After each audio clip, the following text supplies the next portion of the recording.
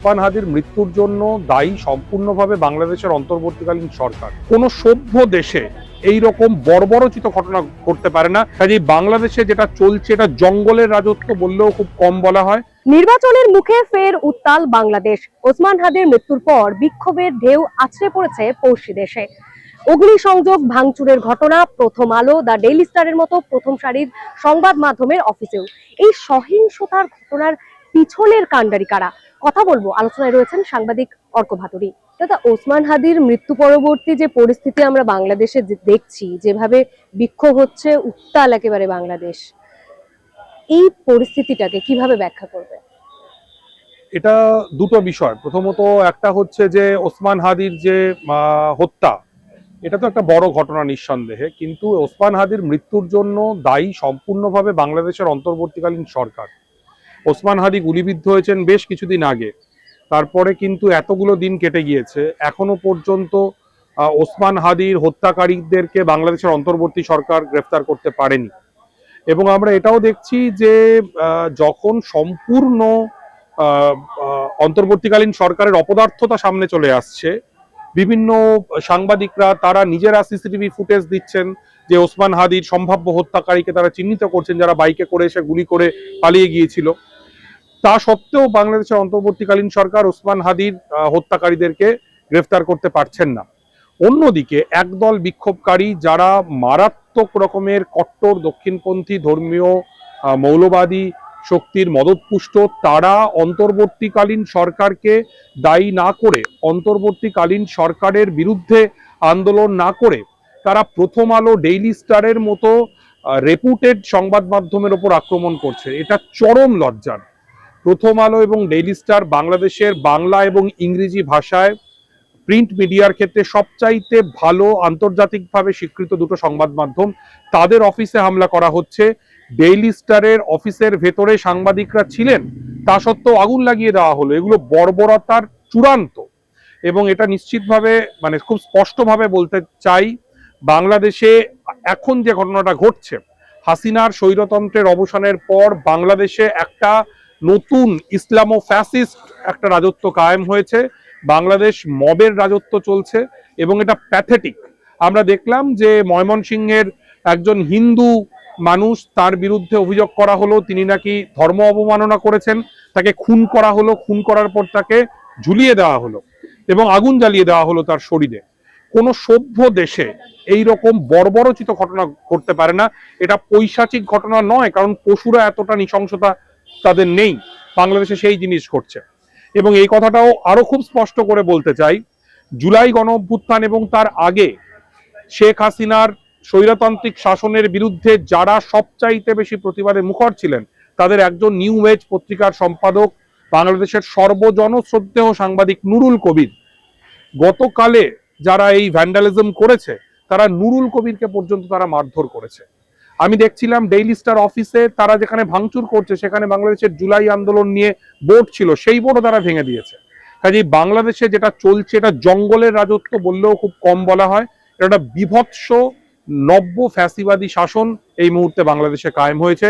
এটা ন্যাক্কারজনক, এটা লজ্জাজনক। আমরা দেখলাম যে ভারতীয় হাই কমিশনারের বাড়ি আক্রান্ত হচ্ছে, এবং এটা হতেই পারে দুটো দেশের মধ্যে সম্পর্কের বিভিন্ন পরিস্থিতি আসতে পারে। আমরাও, অন্তত আমি ব্যক্তিগতভাবে বাংলাদেশে ভারতীয় আধিপত্যবাদের বিরুদ্ধে কথা বলেছি, কিন্তু এই মুহূর্তে বাংলাদেশ যেটা হচ্ছে, এটা বাংলাদেশে কার্যত শয়তানের রাজত্ব কায়েম হয়েছে। এটা প্যাথেটিক এবং কোনো কিছু দিয়ে এটাকে জাস্টিফাই করা যায় না। ওসমান হাদি মৃত্যু পরবর্তী যে শোক, সেটা সহিংসতায় রূপান্তরিত হলো। এর কারিগর কারা, কাণ্ডারি কারা? এটা তো খুব স্পষ্ট। এটা খুব স্পষ্ট যে দেখা যাচ্ছে যে বাংলাদেশের কয়েকজন ইউটিউবার যারা বিদেশে বসে আছেন, আমি তাদের নাম করতে চাই না, তারা একটার পর একটা ঘটনায় তারা মব উস্কে দিচ্ছেন। এবং বাংলাদেশে জামাতে ইসলামী এবং ছাত্র শিবির, ইসলামী ছাত্র শিবির, যারা হাসিনার আমলে যাদের নেতারা ছাত্রলীগ করত, তারা এখন সামনে চলে এসছে এবং তারা ডাকসু নির্বাচনে জিতেছে। তারা তাদের মাসল ফ্লেক্স করছে, তারা তাদের মাসল দেখাচ্ছে। এবং জুলাই আন্দোলন কিন্তু হয়েছিল একটা স্বৈরাচারের বিরুদ্ধে, কিন্তু কার্যত বাংলাদেশে একটা স্বৈরাচারকে হটিয়ে আরেকটা ফ্যাসিবাদ, একটা হিংস্র দানবিক ফ্যাসিবাদ কায়েম হলো। এবং যদি আমরা ইউনূস সরকারের এই 1.5 বছরের শাসনকালকে দেখি, তাহলে আমরা দেখব এরা যে প্রতিশ্রুতিগুলো দিয়ে যারা ক্ষমতায় এসছিল, ইউনূস বলেছিলেন যে আমি এনশিওর করব যে কেউ কাউকে আক্রমণ করতে পারবে না, সবার সমস্ত ধর্মের সমস্ত মতের মানুষের অধিকারের স্বাধীনতা থাকবে, সেই প্রত্যেকটা জিনিস লঙ্ঘিত হয়েছে। আমরা দেখেছি শতাধিক মাজার ভাঙচুর করা হয়েছে, বাউলদের ওপর আক্রমণ করা হয়েছে। বাউল আবুল সরকার তিনি এখনো জেলে রয়েছেন। এই ইউনূসের সরকার শ্রমিকদের বুকে গুলি মেরেছে এবং যেরকম ভাবে আওয়ামী লীগের আমলে মুক্তিযুদ্ধের কথা বলে তাদের যাবতীয় অপকর্মকে বৈধতা দেওয়ার চেষ্টা করত, একই কাজ জুলাইয়ের কথা বলে এই ইউনূস সরকার করছে এবং এটা প্যাথেটিক।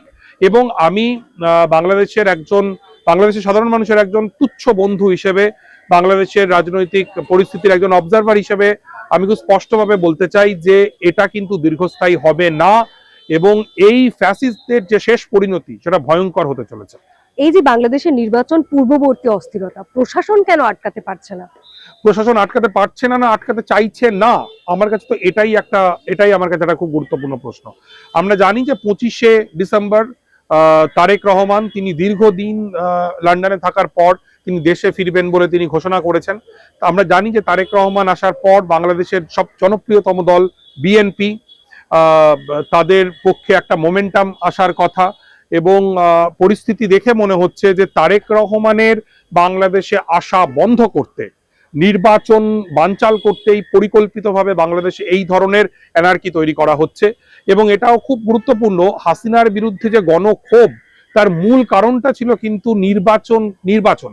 হাসিনা পরপর 3টে নির্বাচন 2014, 2018, 2024 3টে নির্বাচনকে প্রহসনে পরিণত করেছিলেন। মানুষ গণতান্ত্রিক অধিকারের জন্য হাসিনাকে সরকার থেকে সরিয়েছিল অভ্যুত্থান করে, কিন্তু বর্তমানে এই জুলাইয়ের আন্দোলনের রক্ত পাড়িয়ে যারা ক্ষমতায় এসছে তারা আসলে এই নির্বাচনটাকে সুষ্ঠুভাবে যাতে না হয় তারা কিন্তু আসলে সেই চেষ্টাই করছে। একটা জিনিস খেয়াল করেছেন কিনা আমি জানি না, গতকাল যে ভ্যান্ডালিজম হয়েছে, কতজন ভ্যান্ডালিজম করেছে এই সংখ্যাটা কিন্তু 500, 700, 800, 1000-এর বেশি নয়।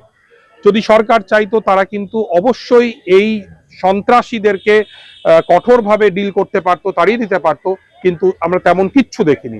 এটা একটা জঘন্য অবস্থা যেখানে একটা বিবৃতির সরকার চলছে আর গোটা দেশটা চালাচ্ছে মব, গোটা দেশটা চালাচ্ছে দঙ্গল সন্ত্রাসীরা। বাংলাদেশে কি তাহলে নির্বাচন হবে?